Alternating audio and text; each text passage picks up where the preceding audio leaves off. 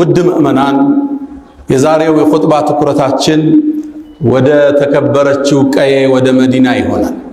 ነቢዩ ዓለይሂ ሰላቱ ወሰላም መካ ተወለዱና ልቅናዋን አጎኗት። ፈውሊደ ፊ መካ ፈአስበሐት ሙከረማ። ወደ መዲናም ተሰደዱና አበራች። ወሃጀረ ኢለል መዲና ፈአስበሐት ሙነወራ። ወደ ልቦናችን ገባና ልቦናችንም ጸዳ። መልእክተኛው ዓለይሂ ሰላቱ ወሰላም የተሰጣቸውን ተልእኮ ለማስቀጠል መካ ምቹ ሜዳ አልነበረችም። ወደ መዲና መሰደድ ግድ ሆነ። ቤተሰብ፣ ዘመድ፣ ቀየን ጥሎ መሰደድ ፈታኝ ስደት ነበር። ወደ መካም ዙረው አንቺ መካ ሆይ እኔ ዘንድ አላህ ዘንድ የተወደድሽ ከተማ ነሽ፣ ባያስወጡ ይኑሩ አልወጣም ብለው በዝነት ተለዩዋል። መዲና መግባታቸውን የየትሪብ ሰዎች ይጠብቁ ነበር። ጠዋት ይወጣሉ፣ ፀሐይዋ ከፍ እስክትል፣ ፀሐዩ ሲበረታ ወደ ቤት ይመለሳሉ። በአንድ የተከበረ ቀን፣ በአንድ የተላቀ ቀን ነቢዩ ዓለይሂ ሰላቱ ወሰላም ከባልደረባቸው አቡበክር ጋር ሆነው ወደ መዲና ብቅ አሉ። መዲና ዳግም አበራች። ጠለዐል በድሩ ዓለይና ሚን ሰኒያቲል ወዳዕ። ነቢዩም መዲና ሲገቡ ሁሉም የአንሷር ጎሳ፣ ሁሉም የመዲና ኗሪ እሳቸውን በማስተናገድ የሚገኘውን ልቅና ለማግኘት ሁሉ ጓጉቷል። ግመላቸው እየሄደች ነው።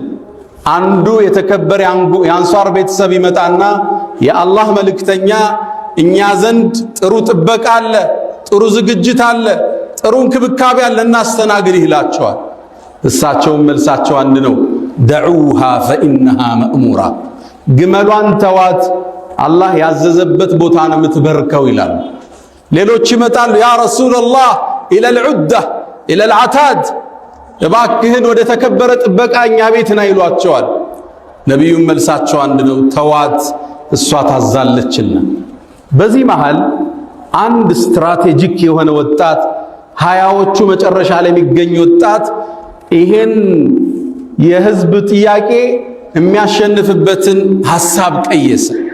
የመልእክተኛውን ዓለይሂ ሰላቱ ወሰላም ጓዛቸውን፣ ሻንጣቸውን ሰበሰበና ቤቱ ወስዶ አስቀመጠ።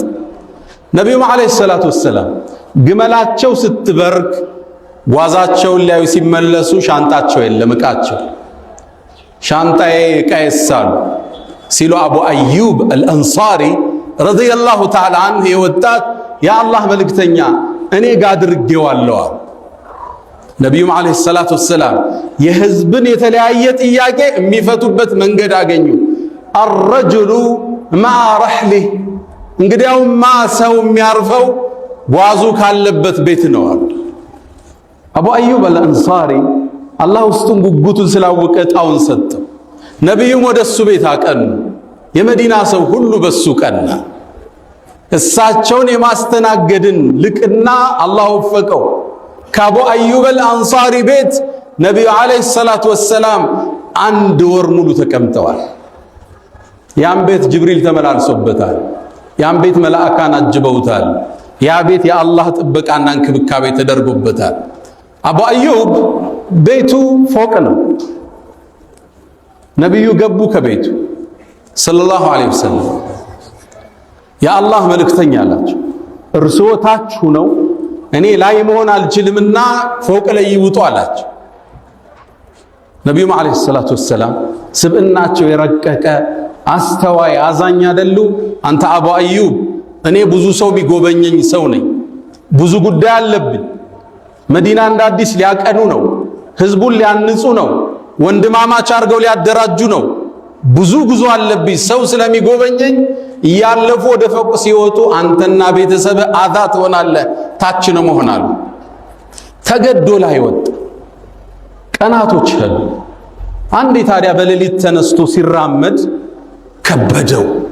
አሁን የሚራመደው ምናልባት ነቢዩ ከታች ተኝተው እኔ ከላይ ነኝ፣ ይሄም አይደገምም ማለት ታች ወረደ። የአላህ መልእክተኛ አላቸው፣ ፈወላህ ለአስኩኑ በይተን አንተ ፊሃ ታሕት ወአና ዐለይከ ፈውቅ አላቸው። እርስዎ ታች እያሉ እኔ ከላይ መሆን አልችልም፣ አፉ በሉኝ አላቸው። ነቢዩም ዓለይሂ ሰላቱ ወሰላም ጽናቱን ቁርጠኝነቱን ሲያዩ ፈቃደኛ ሆኑት።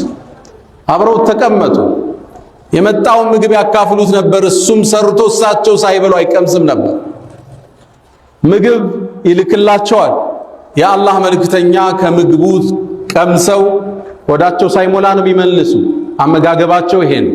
እኛ ህዝቦች ነን፣ ሳይርበን አንበላም፣ ስንበላ ሳንጠግብ እናቆማለን ነው የነቢዩ አለይሂ ሰላቱ ሰላም የህይወት መርህ።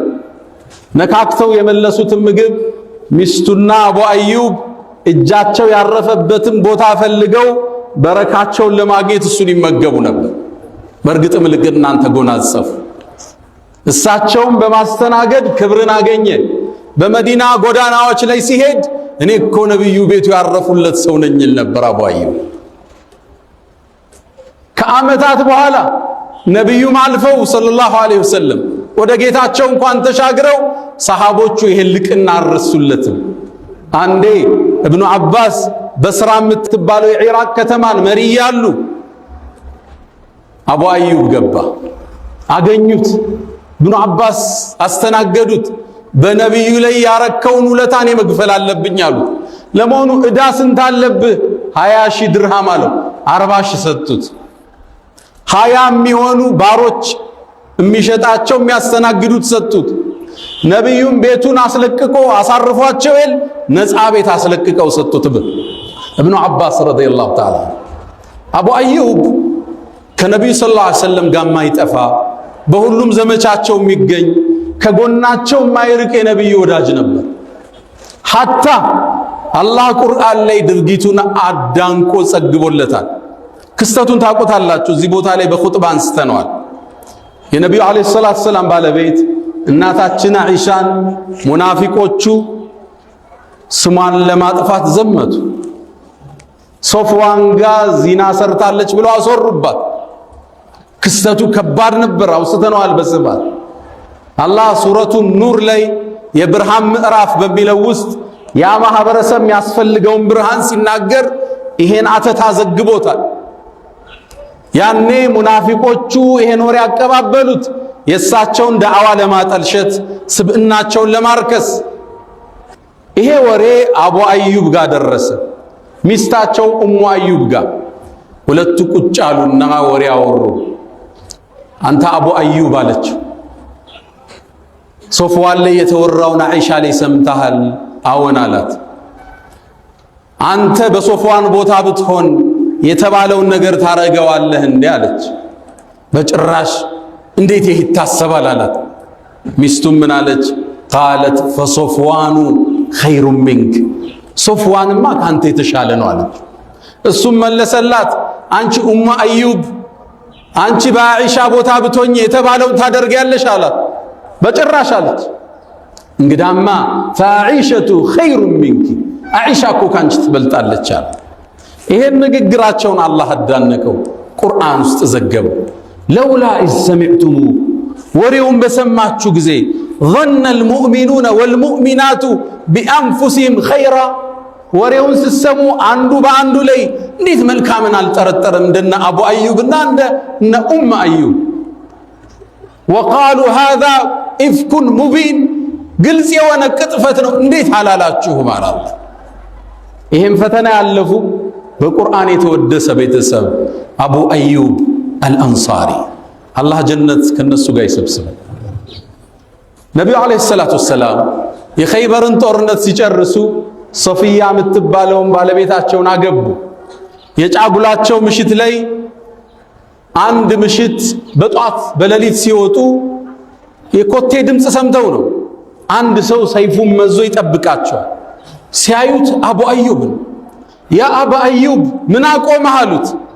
የአላህ መልእክተኛ ገና ከጦርነት ነው የወጣ ነው፣ መጥፎ ነገር እንዳይገጥሞት ልጠብቅ ብዬ ነው ሙሉ ሌሊት አላቸው።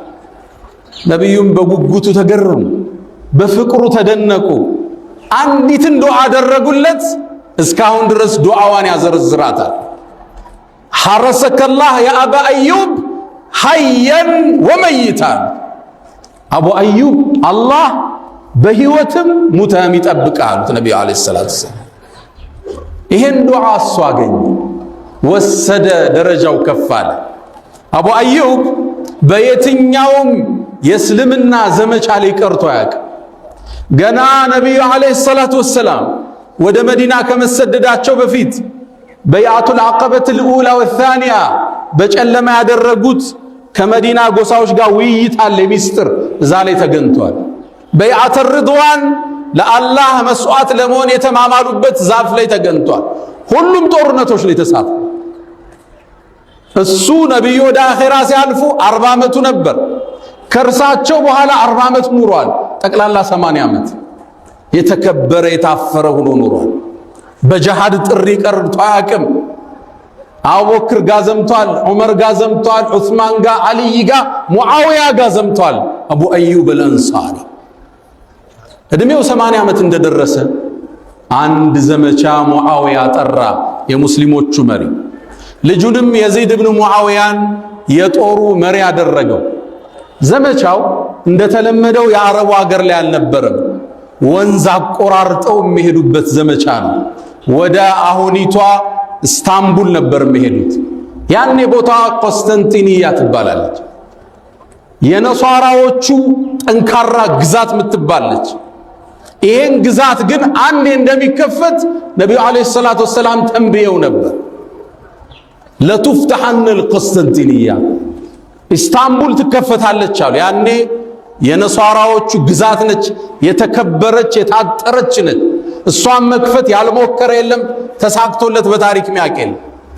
ግን እሷ ትከፈታለች አሉ ያኔ ነብዩ አለይሂ ሰላቱ ወሰላም። فلنعم الامير اميرها ያኔ በመሪነት የሚከፍታት አሚሯ መሪዋ ምንኛ ያምር። ወለንዕመ الجيش ذلك الجيش ያ ሰራዊት ምንኛ ያምራሉ ነብዩ አለይሂ ሰላቱ ወሰላም። ይሄን ልቅና ለማግኘት ከሰሃባው ትውልድ ጀምሮ ለ800 ዓመታት ሁሉም ዘምቷል። ምርጡ መሪ ለመባል በነብዩ አለይሂ ሰላቱ ወሰላም አንደበት ያ ሰራዊት ዘምቷል። በየጊዜው ተሞክሯል። የመጀመሪያው ጉዞ የተደረገው በ56ኛው ሂጅሪያ ሙዓዊያ የዚድን አሰም ሹሞ ሰራዊቱን ላከ። ጦሩ ሲንቀሳቀስ አቡ አዩብ 80 ዓመቱ ነው። ካልዘመትኳል። ልጆቹ መጡ፣ ሰሃቦቹ መጡ። እንዴት ትዘምታለህ? እስከ ዛሬ ታግለሃል፣ አሁን 80 ዓመት ነው አሉት። በጭራሽ አላህ ቁርአን ላይ ያለውን አልሰማችሁም? እንፊሩ ኺፋፈን ወፊቃላን ብሏል። አልቀርም አላቸው። እኒህ የ80 ዓመት የዕድሜ ባለጸጋ ዘመቱ። ጦርነቱ ተጀመረ። ፈታኝ ነበር ጦርነቱ። ከፍተውት ሊገቡት አልቻሉ። ያኔ አቡ አዩብ ታመመ። ሲታመም የዚድ የጦሩ ጀነራል መጣ። ያ አቡ አዩብ እንዴት ነህ አለው።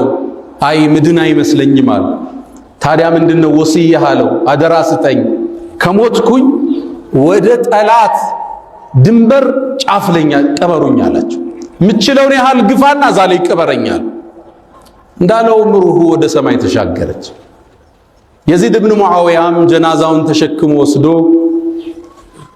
ቆስጠንጢንያ ያሁኑ ኢስታንቡል አጥሩ አካባቢ ቆፍሮ የመጨረሻ መሄድ የሚችለው ቦታ ቀበር።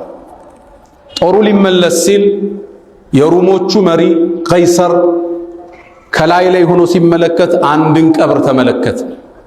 የማን ቀብር ነው አሉት። ይሄማ የሙስሊሞቹ ሰራዊት ጋር ዘምቶ የመጣ አንድ ሰው ነው። ደብዳቤ ጻፈ።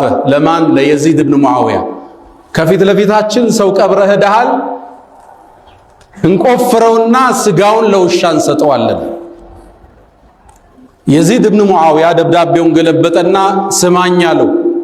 ይሄ ሰው አቡ አዩብ ይባላል፣ የምልክተኛው የቅርብ ወዳጅ ነው። ቀብሩን ትነካውና ቀብር የተባለን ቆፍሬ ደፋለዋል። አገሬ ላይ ያሉ የእምነት ቦታዎቻችሁን አቃጥላል። አገሬ ላይ የእናንተ እምነት ተከታይ አይኖርም። ሰራዊት ጥጉም አይታወቅ ይጀመጣለው፣ አንገትህን ከተከሻህ ለየዋለሁ። ቀይሰር እንዲህ አይነት ዛቻ ሲሰማ ወደ አጉል ፈተና እየገባ መሆኑን አወቀና ገልብጦ እሱም ምን አለው፣ በቃ ቀብሩን አንነካውም፣ እናንተ ዘንድ ያለውን ቦታ ማወቅ ፈልገን ነው፣ ጠባቂ እናረግለታለን አለ። ቀብሩ አስታወሳችሁ ነብዩ ምን አሉት? ሐረሰከላህ ሐየን ወመይታ። አንተ አቡ አዩብ ሙተህም በህይወትም አላህ ጠባቂ ያርግል ብለዋል። አሁን ጠባቂው ማን ሆነ? የጠላት ጦር ዘበኛ ቀጠረ። ከዛን ጊዜ ጀምሮ 800 ዓመት ሩሞቹ ነበር የአቡ አዩብን ቀብር የሚጠብቁት እንዳይነካ 800 ዓመት። ከ800 ዓመት በኋላ ሙሐመድን አልፋቲህ ከፍቶ ገባ ቁስጥንጥንያ ድል አደረገ ሙስሊም። ከዛም በኋላ እስካሁን ድረስ አሁን ቱርክ ብትሄዱ የአቡ አዩብ አልአንሳሪ ትልቅ መስጂድ ታገኛላችሁ። ቀብሩንም እየተጠበቀ ታገኙታላችሁ። ከዛን ጊዜ ጀምሮ እስካሁን ለአቡ አዩብ አልአንሳሪ ዘበኛ ተደርጎለታል። ሐረሰከላህ ሐየን ወመይታ ነብዩን ሊጠብቅ ነው ያደረው። አላህ ጠባቂ በህይወትም ሙተህም ያደርግልን ተባለ። እንዴት ያለ መታደል፣ እንዴት ያለ ከፍታ ነው። አላ ወፈዐሉ الخيرات واستغفروا ربكم فطوبى للمستغفرين። الحمد لله على إحسانه والشكر هو على تفضله وامتنانه ولا إله إلا الله تعظيما لشانه وصلى الله وسلم وبارك على رسوله وإخوانه أما بعد ود مؤمنان يزان تلاق صحابة جبد قدل تملكتنا أبو أيوب الأنصاري نبينا عليه الصلاة والسلام يستناقد يما استناقد لك أن يعجني أبو أيوب الله كالسقا بجنة يسبسبال كأبو أيوب الأنصاري تاريخ وللسوس نتبوشنا وطالة يما جمريو لنيم لنانتم تياكي أكربالو نبيو عليه الصلاة والسلام أني بيت نانت بيت انقدا هونو يممتاتن الدل بالناقين بيتاتشون تكوربت الله زاري نبيو عليه الصلاة والسلام انقداه بيهونو بيته انديتنو يا مسلم بيت صدونا نصونا ባለችው አቅም የ10 ሺህ ብር ወንበር ይሁን የ3 ሚሊዮን ብር ሶፋ ጽዱ ነው ሙስሊም። ቤትህ ንጽህናው እንዴት ነው? ሽንት ቤቶች መስገጃው ምንጣፉ ንጽህና ለሳቸው መስተንግዶ ይመጥናል? እሺ ወጣት ነህና ወደ ክፍል ሲገቡ ግድግዳው ላይ የሰቀልከው አድና የምታደንቃቸው የእግር ኳስ ተጫዋቾች ይኖራል? የፊልም አክተሮችስ? ቤትህ ነብዩ ቢያዩት ምታፍርበት ቤት አይደለም ሰለላሁ ዐለይሂ ወሰለም። እሺ አንተና ልጆች ተነስታችሁ በጀማዓ የምትሰግዱ ናቸው። ሱብሒ ታነቃቸዋለህ። እሳቸው እንግዳ ናቸው። የቤትህ ሁኔታ እንዴት ነው? አዳርህ ምን ይመስላል? ነው ወይስ አሁንም ባለቤትሽ ጋር እንደተኮራረፋችሁ ሸይጣን እዛና እዚህ ክፍል ላይ አይቷችሁ ሳምንት ጎሜ ውስጥ ሆናችሁ ነው ነብዩ የምታስተናግዱት? ሁሌም የሙስሊም ቤት ነብዩና አለይሂ ሰላቱ ወሰላም ያስተናገደ ያህል በዛ ቁመና ላይ ይገኛል። ቤቱ ጽዱ ነው። ቤቱ በኢማን የደመቀ ነው። ቁርአን የተከፈተበት ነው። ልጆቹ ጋር ፍቅር ነው። ባለቤቱ ጋር ስተት ይኖራል፣ ያልፋታል፣ ይስታል፣ ትዘለዋለች። ዱንያ በመተላለፍ ብትኖራት ምድር ነው። ምሉእነት ላይኛው ዓለም ብቻ ነው ያለው። ቤትህን ቢያዩት ነብዩ አለይሂ ሰላቱ ወሰላም እንግዳ ሆነው ቢመጡ ይመጥናል ቤትህ? እሺ ድንገት ከጎን ያለው ሞባይል ተቀብለው ጋለሪውን ገፍቶ ቢያዩት ደስተኛ ነው? እዛ ውስጥ ያሉ ፎቶዎች ያስደስተዋል? ድንገትም ደግሞ ቲክቶኩን ቢነኩት አንተና ቲክቶክ እንዴት ናችሁ? ኢንስታግራምስ ምን ይመስላል? ዋትስአፕ ላይ የተለዋወጥካቸው መልእክቶች እንዴት ናቸው? ደስተኛ ነህ ወይ? ዛሬ ይዘን የምንወጣው መልእክት አንዱ ነብዩ አለይሂ ሰላቱ ወሰላም ቤቴ እንደ አቡ አዩብ አልአንሳሪ እንግዳ ቢሆኑ ለሳቸውን ለማስተናገድ ሚመጥን በኢማን የደመቀ ቤት ነው ወይ? ሁለተኛው አቡ አዩብ አልአንሳሪ የተቀበረው ኢስታንቡል ነው፣ ቱርክ ውስጥ ነው። የተወለደው መዲና ነበር። ያን ሁሉ 1000 ኪሎ ሜትር አቋርጦ እዛ አካሉ አርፏል። አብደላህ ብኑ ረዋሐን ጆርዳን ላይ ታገኘዋል። ከፈሎቹን ሰሃባዎችን ነጃሺ ጥግ ታገኛቸዋል። እኛው ሐበሻ ላይ ያንተ ቀብር የት ጋር ነው ያለው? የት ነው የሚሆነው? በየትኛው የእስልምና መስመር ስትጓዝ ነው አጀልህ የሚገናኝ? ሁላችንም በየትኛው የእስልምና መስመር ነን ጥያቄ ይፈልጋል። ሶስተኛው ነብዩ አለይሂ ሰላቱ ወሰላም አንተ አቡ አዩብ እኔ እንደጠበከኝ በህይወትም ሙተም አላህ ይጠብቅ አሉት። ነብዩን እየጠበቀ ነበር። እኛስ የሱናቸው ጠበቃ ነን? የሸሪዓቸው ጠበቃ ነን? ሱናቸው እንዳይደፈር እስልምና በእኛ በኩል እንዳይጠቃ ዘብነን ወይስ እስልምና የምናስጠቃ? አታላይ አጨበርባሪ ነጋዴ መገለጫችን ይሄ ነው። ድሮ በደግኖቹ አያቶቻችን ዘመን በአባቶቻችን ዘመን ሙስሊም እንኳን የሚለውን ስም አያውቁም ነበር። ነሷሮች እስላም ነው የሚሉን። እስላም ከዋሼ ቀኑ ተበላሸ ይሉ ነበር። አይዋሽም። እስላም ካበለ ቀኑ ዘነበለ ይባል ነበር ያኔ። አሁንስ ቼክ ሰጥቶ የሚጠፋው ማን ነው? ተደውሎለት ማያነሳውስ? የሰው ሐቅ የሚያሳደው እስልምና በእኛ እየተጠቃ አይደል? አሁን ማን ነው ሞዴል ነጋዴኛ ውስጥ? ሞዴል መምህር ማን ነው? ሞዴል ኡስታዝ ማን ነው? ሞዴል ሼኽ ኢማም ማን ነው? እሱን ስታየው እስልምና የሚያስታውስህ ግለሰብ ማን ነው? እስልምና አሁን በእኛ በኩል እየተጠቃ አይደለም ወይስ እንደ አቡ አዩብ አልአንሳሪ የእስልምና ዘብና ጠበቃ?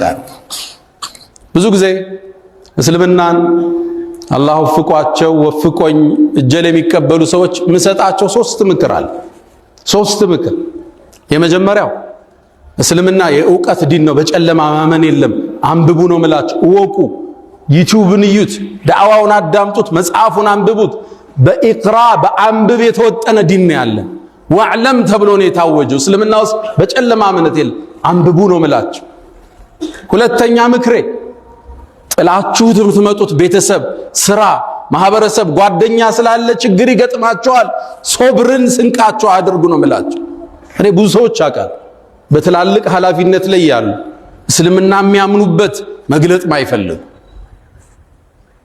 ካለበት ቦታ ይነሳል፣ ማህበረሰቡ ያገለዋል፣ ትዳሩ ይበተናል፣ ስራዬን አጣለሁ ሚል ስጋት አለ። ባሉበት አላህ ይጠብቃቸው። ይሄን ጥለሽ ለመምጣት ከወሰንሽ ሶብር ይፈልጋል ነው ማለት። ሶስተኛው የዛሬ ኹጥባ መልእክቴ ሙስሊሙና እስልምናን አንዳርጋችሁ አትዩ ነው ማለት። እስልምና የተሟላ ዲን ነው። ሙስሊሙ ግን ከፈሎውን ሊተገብር ይችላል፣ ከፈሎውን ሊያጎል ይችላል። ነገ ያሰለመ ሰው ራሱ ሊበድል ይችላል። እስልምና አይደለም የበደለ ጓደኛ ነው ነው ማለት። እስላም ምሉ ውብ ዲን ነው። ከእስልምና ላይ ግን አዘጋገናችን ይለያያል። ወሚንሁም ሙቅተሲድ ወሚንሁም ዛሊሙን ሊነፍሲህ ወሚንሁም ሳቢቁን ቢልኸይራት። በኸይር የተስፈነጠሩ አሉ፣ ጥጋቸውም አይደረስ። መካከለኞች አሉ፣ እንደኛ ደግሞ ነፍሱን ይበደላል። ነፍሱን የበደለው ሲያገኝህና ብር ሰጠኸው ሊወስድ ይችላል፣ ሊዋሽህ ይችላል፣ ሊያማህ ይችላል። ያኔ ሙስሊሙ እንጂ እስልምና አይደለም የበደለ። መልእክቴ አንድ ነው። የእስልምና ዘብ እንሁን፣ ጠበቃ እንሁን። ኢስላም በእኛ በኩል እንዳይጠቃ እኛን ሰው ሲያይ እስልምናን የሚቀበልባቸው ምክንያቶችን ነው። ያ መን ቱሒቡነ ነቢየ ሙሐመዳ ሰሉ ዐለይሂ ወሰሊሙ ጡለል መዳ ፈሰላቱኩም ወሰላሙኩም ኑረን ለኩም ቢአምሲኩም ወቢየውሚኩም ወለኩም ገዳ ኢነላሃ ወመላኢከተሁ ዩሰሉነ ዐለን ነቢይ ያ አዩሃ አለዚነ አመኑ ሰሉ ዐለይሂ وسلموا تسليما اللهم صل على محمد وعلى آل محمد كما صليت على إبراهيم وعلى آل إبراهيم وبارك اللهم على محمد وعلى آل محمد كما باركت على إبراهيم وعلى آل إبراهيم في العالمين إنك حميد مجيد اللهم أعز الإسلام والمسلمين وأذل الشرك والمشركين ودمر اللهم أعداءك أعداء الدين اللهم انصر أهل الغزة الغزة اللهم انصر مستضعفين في كل مكان اللهم لا تدع لنا في مقامنا هذا ذنبا إلا غفرته ولا هما إلا فرجته ولا دينا إلا قضيته ولا حاجة من حوائج الدنيا والآخرة إلا قضيتها يا أرحم الراحمين اللهم إنا نعوذ بك من زوال نعمتك وتحول عافيتك وفجاءة نقمتك وجميع سخطك يا أرحم الراحمين ربنا هب لنا من أزواجنا وذرياتنا قرة أعين وجعلنا للمتقين إماما اللهم ربنا آتنا في الدنيا حسنة وفي الآخرة حسنة وقنا عذاب النار ألا فأقم الصلاة.